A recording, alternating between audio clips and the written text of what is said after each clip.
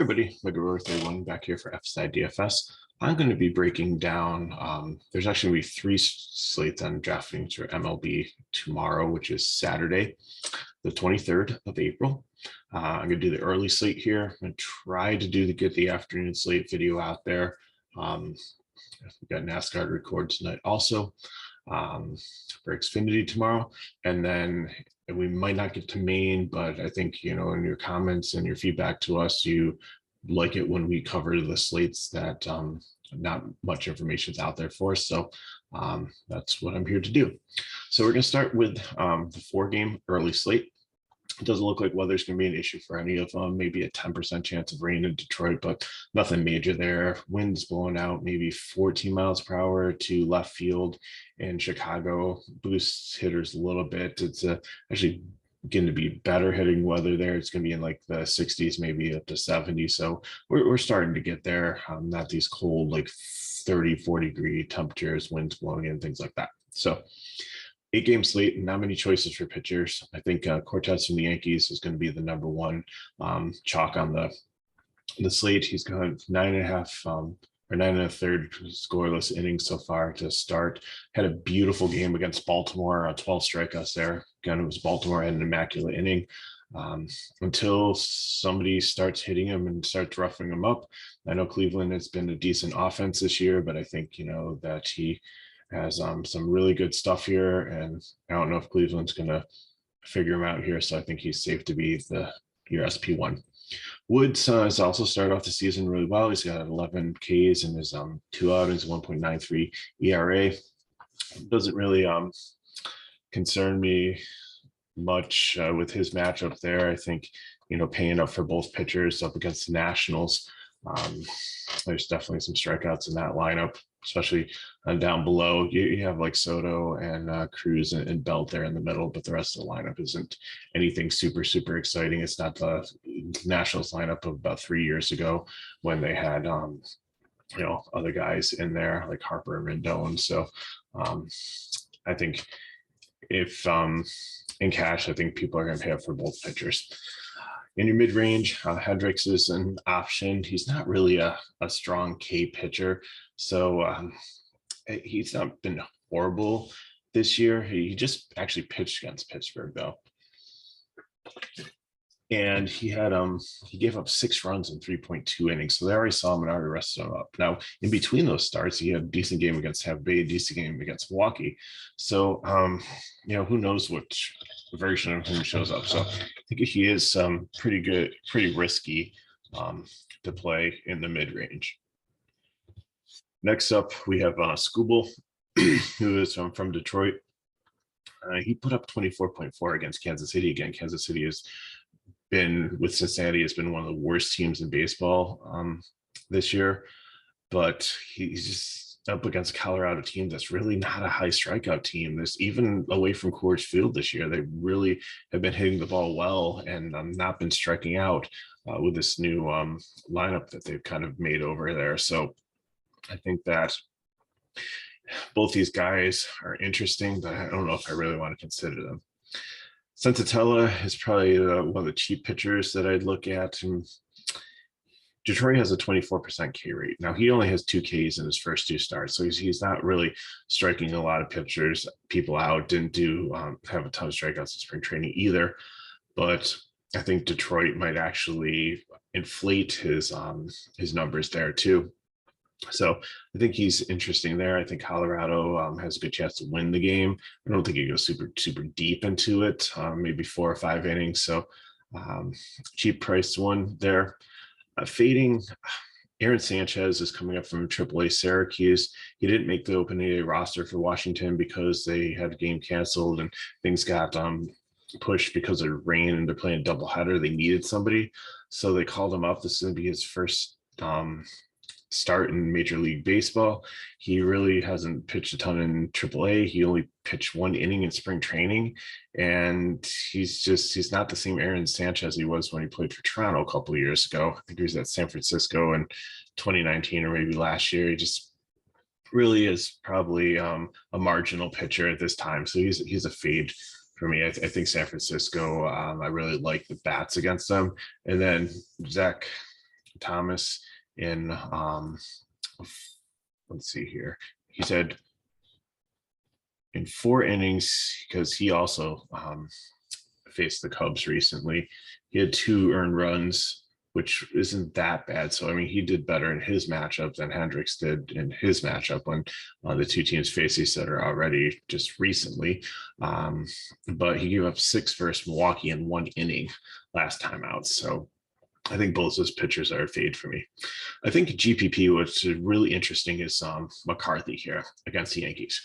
And if you looked at the comments of yesterday's video, like we were saying, like the Yankees, you know, they look great on paper. They look great in a lot of these matchups. They're just not hitting. Now, at this point, they put up 4 runs tonight, but Aaron Judge had 2 of the home runs. The rest of the team really still hasn't done much. So, and they strike out. And McCarthy has looked really good in AAA. In spring training, he pitched 2 games. He had 5 innings. He had 10 Ks and gave up no runs there. In 3 games, he's pitched 11 innings in AAA. He's got a 1.08 WHIP and a 0.79 ERA with 12 strikeouts. So this guy has some electric stuff, and I know it's the Yankees. I know it's a good hitting environment in Yankee Stadium, and it looks like a scary lineup, but I think in a GPP, it's a small slate anyways. McCarthy, if he can go 3-4 innings and get you maybe like 5 or 6 strikeouts at his price point, I think he's definitely someone to look at. So hitting wise, I think Cubs are going to be my favorite. I know Thompson looked decent against them the first time out, but he looked horrible last time out. Plus, I've already seen him. So I think the Cubs, the Yankees, again, McCarthy, even though I think he's a great GPP play, don't know a ton about him. So the Yankees are there too, and San Francisco, and maybe San Francisco should be above the Yankees. I think they, Aaron Sanchez coming back from minor league baseball, not really pitching much in spring training. I don't think he goes very deep. The Washington bullpen, but then again, you have to just look and see what lineups come out there. And San Francisco missed the matches really well. So I like love some of the lefties there that, you know, Jock Peterson, although he's a pinch hit risk, but I think he can do enough early in the to make a difference on a small slate here. And Belt and Crawford, there's a lot of neat left-handed bats there that I'd really like there. GPP, my favorite by far is Colorado righties. I think they've got a lot of power up against Skubal, the lefty. And I think, you know, you see multiple home runs, even though it's in Detroit, it's not in Colorado. I think they do well. Pittsburgh, if they can get to Hendricks again, they're not really, I can't put them a cheap one because they have got like a 5K player there. Detroit is a cheap stack. So, you know, if you're looking for some plays from there to sprinkle in your lineup to make the bats work with paying out for both pitchers, that works too. And then leverage is obviously going to be Cleveland and Washington because I think those two are going to be the 2 chalk ones. So let's look at a couple builds and we'll get you on your way for your Saturday. So first up, like I said, I think we're paying up in cash for Cortez and Woods. And then I'm taking Chicago as my number 1 stack. Contreras, putting him in there really limits what the rest of you can do. So I think like a punt catcher, like maybe Barnhart, if he's starting, would be decent there. So I think I'm going to take VR. You can put him at second or third, wherever you want to, wherever, you know, the other piece for second or third works out to complete your lineup. Because I think that's going to be your last guy in there. Ortega and Happ. I'm okay playing Suzuki, but he's expensive also. With Contreras, you're really punting on first, third base and shortstop. You're really going to have to see if there's some really good value plays there to make that work. But what I think I'd actually prefer to do is take some San Francisco pieces. So take Belt at first base and take Jock in the outfield and take Crawford if he's in the lineup in left field, and then see, you know, if I can find a punt catcher and a third baseman or second baseman that fits the dollar amount to complete the lineup. So I think that's where I'm going on cash on this slate. And then for the GPP, I think I'll stick with Wood also. Maybe try Hendricks or maybe try one of these pitchers, but McCarthy is definitely the building block here. I want to, you know, go with him against the Yankees. I don't think people are going to really know him or know his stuff, so I think he can be very sneaky. And then give me the right-handed bats of Colorado here. Give me Cron, give me Bryant, give me Joe, give me Grichuk, maybe Diaz as catcher as a righty there. So I kind of like those. I'm not too high on Brendan Rodgers. He really hasn't done well. I can make a case for Jose Iglesias at shortstop. He hasn't been super bad. He's hitting somewhere like 267 or something this season. So he could be a wraparound there stack, and he's relatively cheap.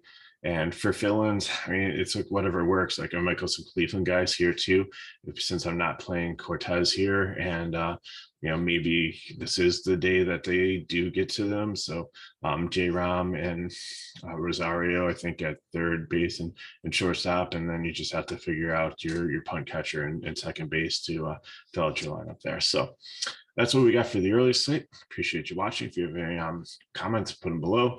Reach out to me on Twitter at MegaRower31 if you have any other additional questions and want to talk some baseball there. If you want some more information about FSi DFS, then look at the description.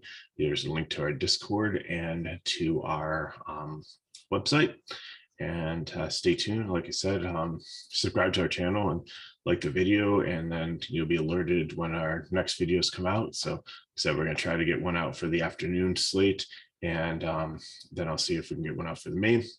And don't worry, McKinley is still around. He's just feeling under the weather this weekend. So trying to fill in and cover these videos for you. He does an amazing job. And, I miss watching his work too and working with him. So best of luck, brother.